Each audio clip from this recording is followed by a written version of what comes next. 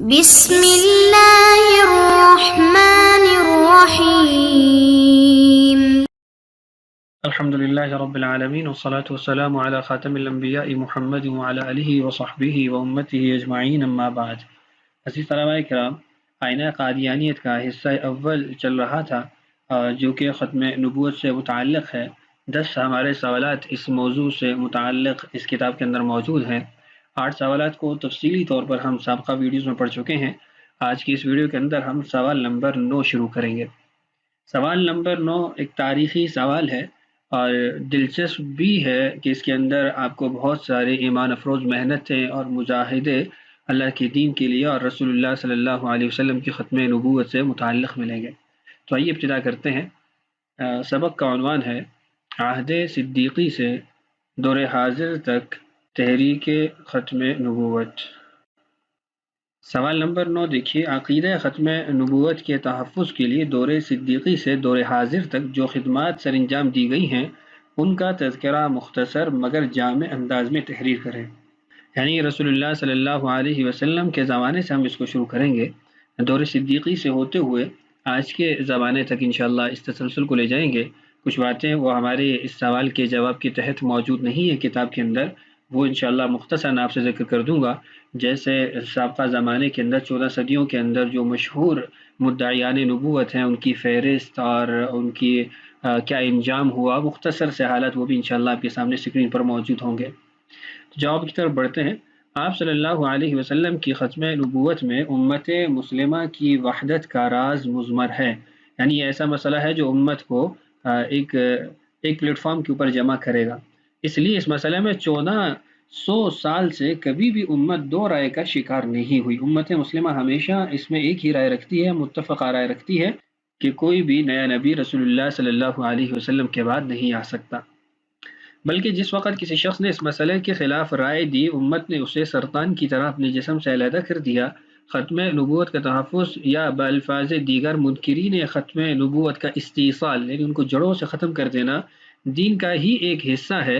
دین کی نعمت کا اتمام حضرت صلی اللہ علیہ وسلم کی ذات اقدس پر ہوا، اس لیے دین کے اس شعبہ کو بھی اللہ رب العزت نے خود حضرت صلی اللہ علیہ وسلم سے وابستہ فرما دیا، اور سب سے پہلے خود حضرت صلی اللہ علیہ وسلم نے اپنے زمانہ میں پیدا ہونے والے جھوٹے مدعیان نبوت کا استیصال کر کے امت مسلمہ کو اپنے عمل مبارک سے کام کرنے کا عملی نمونہ پیش فرما دیا۔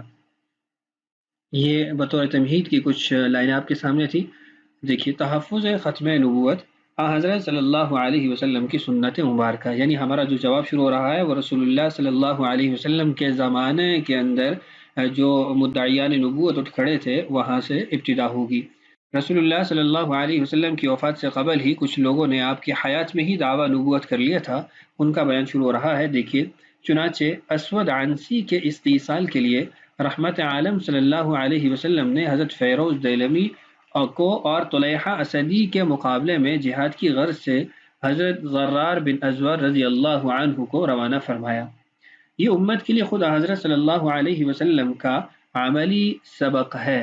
امت کے لیے خیر و برکت اور فلاح دارین اس سے وابستہ ہے کہ ختم نبوت کے عقیدے کا جان جوکوں میں ڈال کر تحفظ کرے اور منکرین ختم نبوت کو ان کے انجام تک پہنچائے۔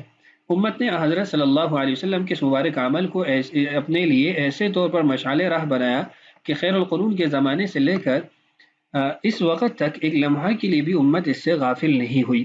طلیحہ اسدی نے اپنے ایک قاصد چچزاد بھائی یا برادر زادہ کو، جس کا نام حبال تھا، حضور صلی اللہ علیہ وسلم کے پاس بھیج کر اپنی نبوت منوانے کی دعوت دی، یعنی اپنی نبوت پر ایمان لانے کی دعوت دی کہ طلیحہ کی نبوت پر ایمان لایا جائے۔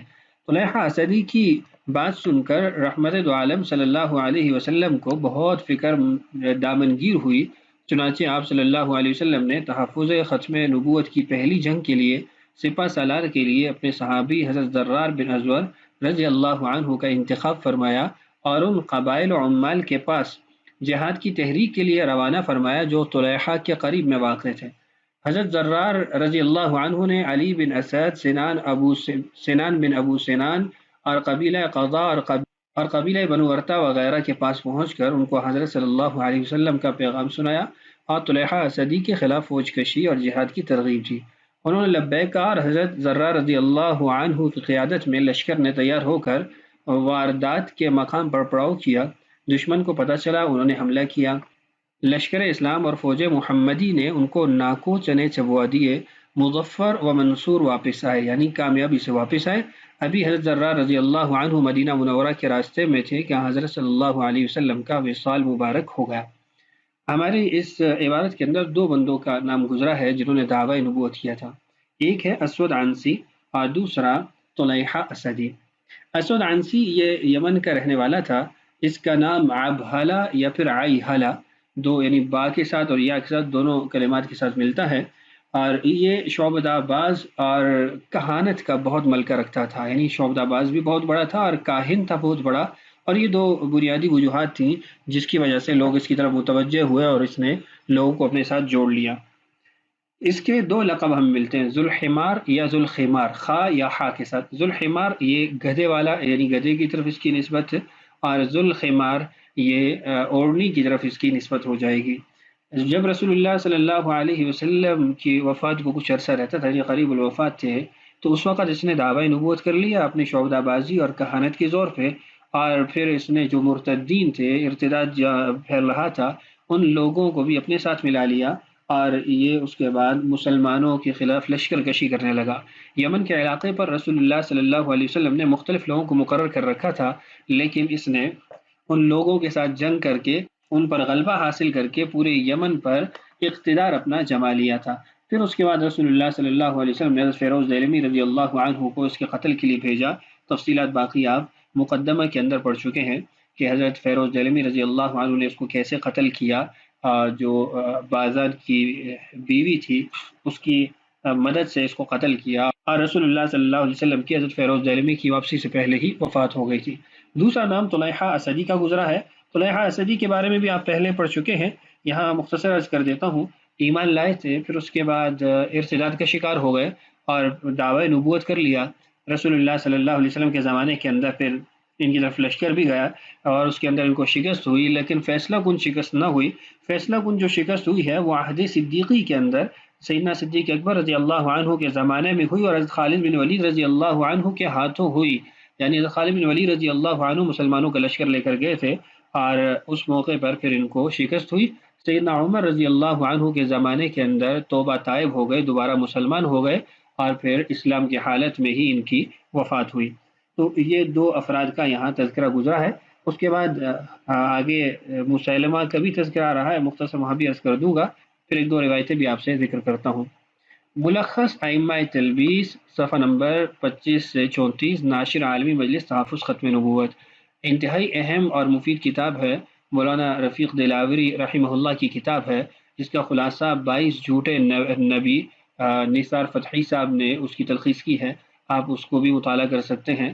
اور ایسے ہی مولانا رفیق دلاوری رحمہ اللہ کی کتاب رئیس قادیان، یہ بھی انتہائی اہم اور انتہائی مفید کتاب ہے، آپ کو ان کتابوں کو ضرور زیر مطالعہ رکھنا چاہیے۔ عہد صدیقی میں تحفظ ختم نبوت کی پہلی جنگ۔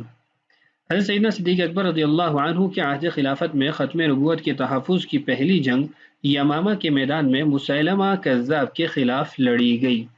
مسیلمہ کذاب کے تعارف میں ہی، مختصر تعارف کے اندر ہی دو روایتیں بھی ذکر کر دیتا ہوں۔ بخاری شریف کی روایت ہے، رسول اللہ صلی اللہ علیہ وسلم ارشاد فرماتے ہیں کہ میں سو رہا تھا، آرام کر رہا تھا، کہ میرے جو ہاتھ ہیں اس کے اندر دو کنگن آ گئے سونے کے، تو میرے اوپر یہ گرا گزرا، تو مجھے حکم ہوا کہ ان کو پھونک مارو، تو میں نے پھونک ماری تو وہ دونوں اڑ گئے۔ تو پھر آپ صلی اللہ علیہ وسلم نے اس کی تعویل کی تھی کہ دو جھوٹے مدعیان نبوت جو ہیں وہ ہوں گے، جو جھوٹے آدمی دعوی نبوت کریں گے۔ عبید اللہ فرماتے ہیں کہ ان میں سے ایک جو ہے وہ عنسی تھا، جس کو فیروز رضی اللہ عنہ نے قتل کیا یمن میں، اور دوسرا مسیلمہ تھا۔ تو یہ دونوں تو رسول اللہ صلی اللہ علیہ وسلم کی زمانے کے اندر دعوی نبوت کر چکے تھے، اور رسول اللہ صلی اللہ علیہ وسلم نے ان دونوں کے بارے میں اپنا خواب بھی سنا دیا تھا۔ مسیلمہ اپنے کچھ ساتھیوں کے ساتھ رسول اللہ صلی اللہ علیہ وسلم کے دربار میں آیا اور لوگوں سے کہا کہ اگر میری بات مان لی گئی، یعنی مجھے کچھ شریک کر لیا گیا، تو میں بات مان لوں گا، ان کے ہاتھ میں بیعت کر لوں گا۔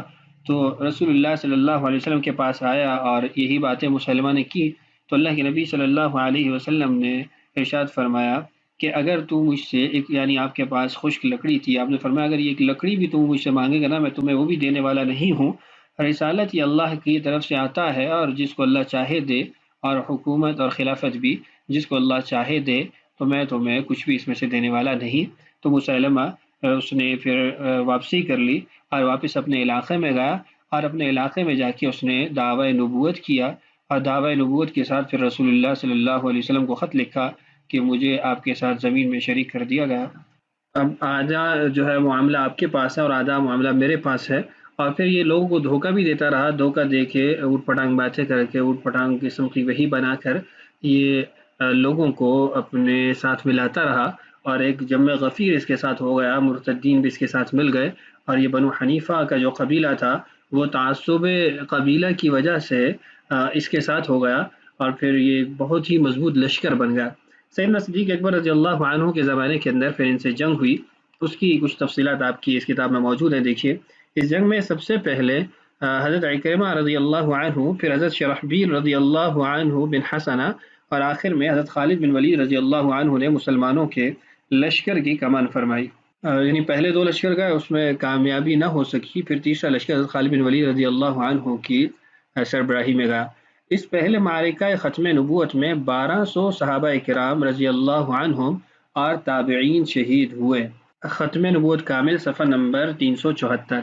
ختم نبوت کامل میں مفتی محمد شفیع صاحب رحمۃ اللہ علیہ نے اس مقام پر جہاں یعنی عدد لکھا ہے، یہ لکھا ہے کہ مکمل تعداد نظر سے نہیں گزری، البتہ تاریخ طبری کی ایک روایت کے مطابق یہ عدد انہوں نے یعنی وہاں پر ذکر کیا، اور تاریخ طبری میں طویل جو واقعہ ہے حضرت خالد بن ولید اور حضرت ابو بکر رضی اللہ عنہما کے مابین، اس میں یہ کلمات موجود ہے کہ دم 1200 رجل من المسلمین، کہ 1200 آدمیوں کا خون بہا اس جنگ کے اندر، جبکہ بخاری شریف کی جو روایت ہے اس کے مطابق 70 صحابہ اکرام رضی اللہ عنہم اجمعین اس معرکہ میں شہید ہوئے، یعنی ویوم الیمامۃ 70، کہ 70 جو ہے وہ افراد وہ یمامہ کے دن صحابہ اکرام رضی اللہ عنہ اجمعین میں سے شہید ہوئے، جبکہ مکمل جو تعداد ہے وہ 550، 600، 650 اتنی ہمیں مختلف کتابوں میں ملتی ہے، عمدۃ القاری میں، اور ایسے ہی ائمہ تلبیس کے اندر مولانا رفیق دلاوری رحمہ اللہ نے بھی 600 تعداد ذکر کی ہے۔ بہرحال یہ تاریخ طبری کے مطابق 1200 ہے، ویسے جو بخاری شریف یا عمدۃ القاری اور ائمہ تلبیس میں اس کی تعداد بھی آپ کے سامنے ذکر کر دی ہے، جن میں سے 700 قرآن مجید کے حافظ و قاری تھے، اور بہت سے صحابہ بدریین تھے۔ سیدنا صدیق اکبر رضی اللہ عنہ نے حضرت خالد بن ولید رضی اللہ عنہ کو لکھا کہ مسلمہ کذاب کی پارٹی کے تمام بالغ افراد کو بجرم ارتداد قتل کر دیا جائے، عورتیں اور کم سن لڑکے قیدی بنائے جائیں، اور ایک روایت البدایہ والنہایہ جلد 6 صفحہ نمبر 310 اور طبری تاریخ الامم والملوک کی جلد 2 صفحہ نمبر 482 کے مطابق مرتدین کے احراق کا بھی یعنی چلانے کا بھی سیدنا صدیق اکبر رضی اللہ عنہ نے حکم فرمایا، لیکن آپ کا فرمان پہنچنے سے قبل حضرت خالد بن ولید رضی اللہ عنہ معاہدہ کر چکے تھے۔ معاہدہ اس طرح ہوا کہ حضرت خالد بن ولید رضی اللہ عنہ نے مسیلمہ کے ایک ساتھی مجاع کو گرفتار کر لیا تھا۔ جنگ کے اختتام پر اسے قید سے رہا کر کے فرمایا کہ اپنی قوم کو قلعہ کھولنے پر تیار کرو۔ مجاع نے جا کر عورتوں اور بچوں کو پگڑیاں بندھوا کر مسلح کر کے قلعہ کی فصیل پر کھڑا کر دیا۔ حضرت خالد رضی اللہ عنہ کو یہ تاثر دیا کہ بہت سا لشکر قلعہ میں جنگ کے لیے موجود ہے۔ حضرت خالد رضی اللہ عنہ اور مسلمان فوج ہتھیار اتار چکے تھے، نئی جنگ کے بجائے انہوں نے چوتھائی مال و اسباب پر مسیلمہ کی فوج سے صلح کر لی۔ جب قلعہ کھول دیا گیا تو وہاں عورتوں اور بچوں کے سوا کوئی اور نہ تھا۔ حضرت خالد رضی اللہ عنہ نے مجاع سے کہا کہ تم نے دھوکہ دیا۔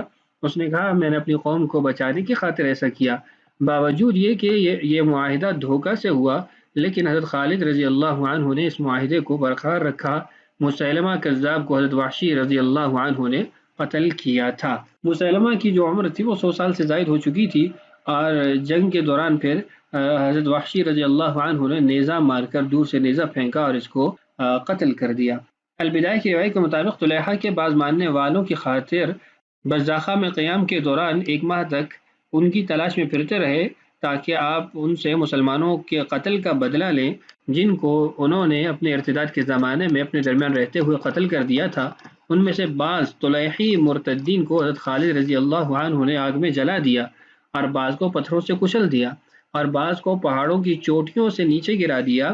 یہ سب کچھ آپ نے اس لیے کیا تاکہ مرتدین عرب کے حالات سننے والے ان سے عبرت حاصل کریں۔ البدایہ جلد 2 صفحہ نمبر 1166، اردو ترجمہ مطبوعہ نفیس اکیڈمی کراچی۔ مسیلمہ کذاب کے جو ساتھی اس جنگ کے اندر قتل ہوئے ان کی تعداد تاریخ میں 21,000 ملتی ہے، جبکہ مسلمانوں کے جو شہداء ہیں اعلی اختلاف الروایات 1200، 600، 550 یہ تعداد ان کی ملتی ہے۔ لیکن آپ اس سے اندازہ لگائیں کہ مسلمانوں کی جتنی تعداد اس ایک جنگ میں شہید ہوئی ہے، اتنی رسول اللہ صلی اللہ علیہ وسلم کے زمانے میں تمام جنگوں میں، تمام غزوات میں اتنی تعداد شہید نہیں ہوئی۔ آج کی اس ویڈیو کے اندر ہم یہیں پر اکتفا کر لیتے ہیں۔ رسول اللہ صلی اللہ علیہ وسلم کے زمانے کے مدعی نبوت اور اس کے ساتھ صدیقی دور کے اندر جو ان مدعیان کے خلاف جنگ کی گئی ہے اور فیصلہ کن جنگ کی گئی ہے اس کا بیان پڑھ لی ہے۔ انشاءاللہ اگلی ویڈیو میں ہم مزید اس مضمون کو چلائیں گے۔ اللہ تعالی ہر مسلمان کو ایمان کی سلامتی نصیب فرمائے۔ السلام علیکم ورحمۃ اللہ وبرکاتہ۔